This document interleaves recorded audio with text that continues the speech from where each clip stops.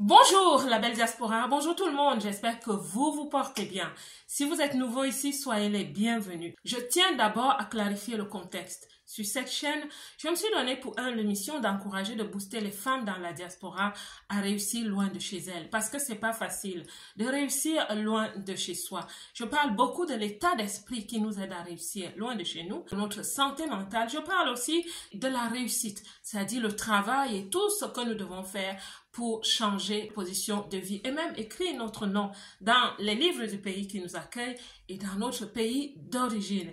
Aujourd'hui, nous allons parler de spiritualité. C'est un fait assez spécial parce que je suis en train de nous préparer pour l'année 2025.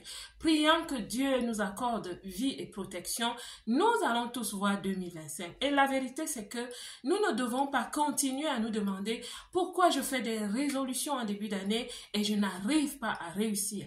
Il y a des choses qui sont essentielles. Il y a des choses à côté desquelles nous passons. Énormément d'entre nous essayons de réussir à la base de notre mental et de nos émotions. Je souhaite parler de l'intelligence rationnelle et l'intelligence émotionnelle. Ce n'est pas mauvais, mais j'avoue que ce n'est pas tout. C'est pour ça qu'en parlant de spiritualité, on va se préparer de façon globale. La vérité est que ceux qui réussissent de façon puissante sont vraiment ancrés dans la spiritualité. On ne vous l'a peut-être pas dit, mais c'est ce qui est vrai. Ces personnes parlent très souvent de lois et principes spirituels. Je vais prendre le cas d'une personne que je respecte beaucoup, que j'écoute énormément, qui s'appelle John Maxwell. John Maxwell est une personne qui est vraiment ancrée dans la spiritualité et il utilise cette plateforme, ce tremplin, pour mettre sur pied et enseigner des théories de leadership pour tout le monde, la carrière, la profession, la réussite commerciale, le business, mais aussi pour les grands dirigeants. Sur Internet, on rencontre énormément de vidéos qui nous boostent et qui nous parlent au niveau de notre puissance mentale, au niveau de notre développement intellectuel et même la maîtrise de nos émotions. Ce n'est pas mauvais, c'est très bien, mais je commence à penser que c'est incomplet. En tant que coach, et plusieurs coachs le font vraiment, on essaie de réussir de façon globale.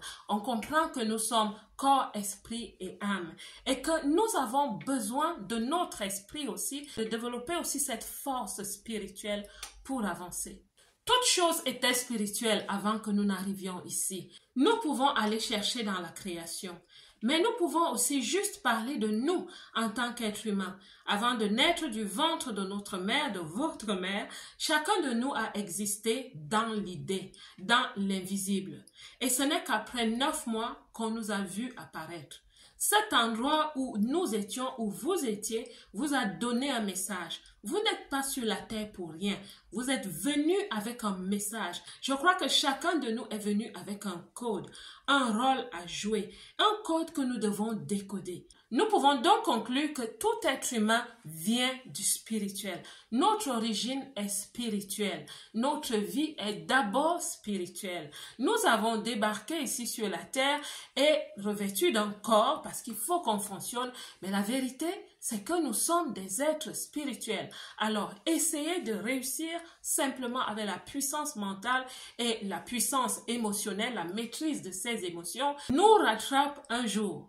Certaines personnes aiment dire qu'elles sont des atomes libres. Elles n'ont pas de spiritualité. Je viens vous annoncer ici aujourd'hui que la nature a horreur du vide. Et il y a aussi un domaine de spirituel qui a horreur de voir des contenants vides, c'est-à-dire des esprits qui n'ont pas fait un choix conscient de suivre un chemin spirituel. Et ces esprits viendront s'asseoir en certaines personnes. C'est pour ça qu'on parlerait de personnes qui sont possédées. Ce n'est pas parce que ces personnes ont fait un choix, mais c'est parce qu'il y a un choix qui a été fait pour eux. Je répète encore, la nature a horreur du vide. Si vous avez un corps qui est vide, un corps qui n'est pas managé au niveau spirituel, si vous n'avez pas fait ce choix sera spirituellement fait pour vous. Votre réussite étant basée et ancrée sur votre nature spirituelle, c'est pour ça que je vous en parle. Ne soyez pas des orphelins spirituels. Faites un choix. Faites un choix du règne qui va vous conduire spirituellement, du règne qui va vous canaliser spirituellement,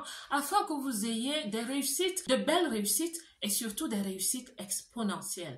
Je souhaite aussi parler à toute personne qui se comporte sur la terre comme un arbre qui a été planté, qui grandit et qui à un certain moment se dit « je vais être coupé en bas, au niveau du tronc, même pas au niveau de la racine, je vais juste être coupée et je vais me déplacer pour être plantée sur une nouvelle terre quelque part. Parce que c'est une nouvelle terre, parce que ça me parle, parce que ça chatouille mes émotions, parce que j'ai l'impression que là-bas, on réussit mieux ou on réussit facilement. Alors, tu t'exportes vers une nouvelle terre et on te plante. Tu n'as pas de racine parce que ta racine naturelle vient de ton origine spirituelle éternelle. Ces personnes partent de leur nature spirituelle originelle et se font planter ou se plantent quelque part sans racines, pensant qu'elles vont commencer à porter d'autres fruits, des fruits plus beaux, des fruits plus bling bling. Après quelque temps, cet arbre commence à sécher.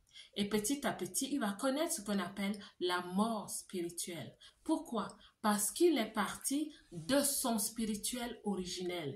Et encore, je ne vous parle pas de la tradition des hommes, parce que nous, en tant qu'humains, nous nous sommes organisés. C'est pour ça que les traditions des hommes sont aussi différentes d'un pays à un autre, d'une culture à une autre, parce que les humains, autour de leur environnement, vont se trouver des dieux. Vous avez des endroits où on vous dira qu'un arbre est un dieu. Une rivière est un dieu. Je ne suis pas ici pour banaliser la spiritualité de certaines personnes. Je suis en train de raisonner avec vous. Je suis simplement en train de dire qu'il y a une logique spirituelle. On est venu étant des êtres spirituels avec une atmosphère et un message spirituel qui nous a envoyés sur cette terre pour réussir. Entre parenthèses, nous parlons et nous préparons la réussite pour 2025.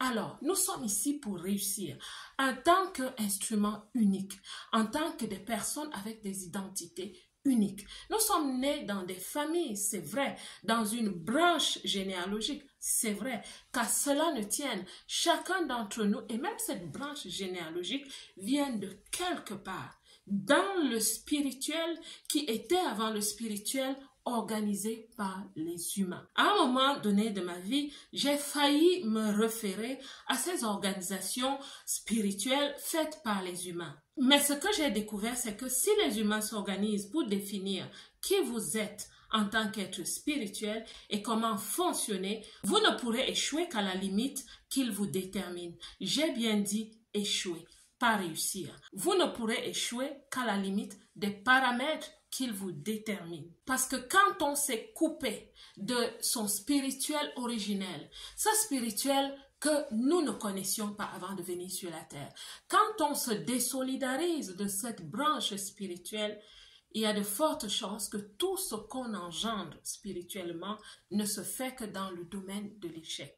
Je sais de quoi je vous parle. La vie spirituelle est appelée à grandir. Et pour grandir, on a besoin des lois et des principes spirituels. Et pour les apprendre, on a besoin d'un maître et des camarades.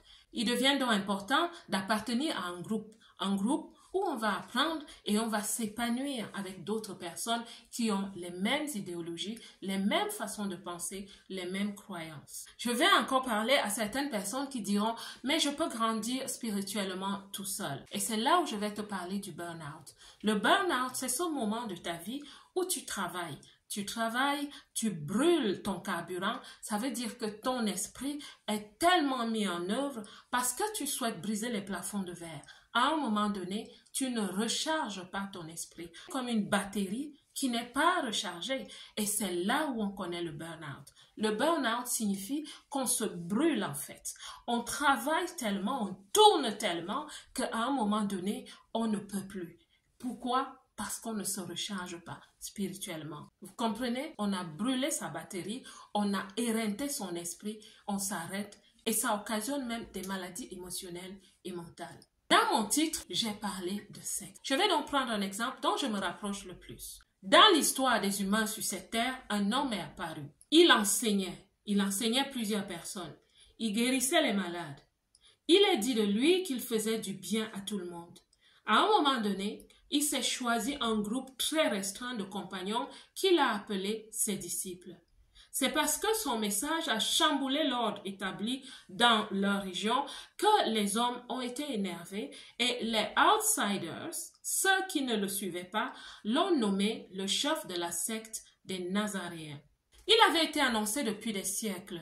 Il était dans les idées des gens, dans les prophéties, dans le monde spirituel. Et puis un jour, selon les prophéties, il est arrivé. Lui-même n'avait jamais dit que c'était une secte. Je ne pense pas non plus que c'était une secte. Ce sont les gens de l'extérieur qui ont appelé son mouvement, sa révolution, secte. Il avait été annoncé, il est venu, il a fait exactement ce que les prophéties avaient prédit et il est reparti d'où il était venu dans le spirituel. Son chemin, sa trajectoire est assez limpide, donc recommandable. Donc, la belle diaspora, j'espère que vous avez compris et saisi l'essence de mon message.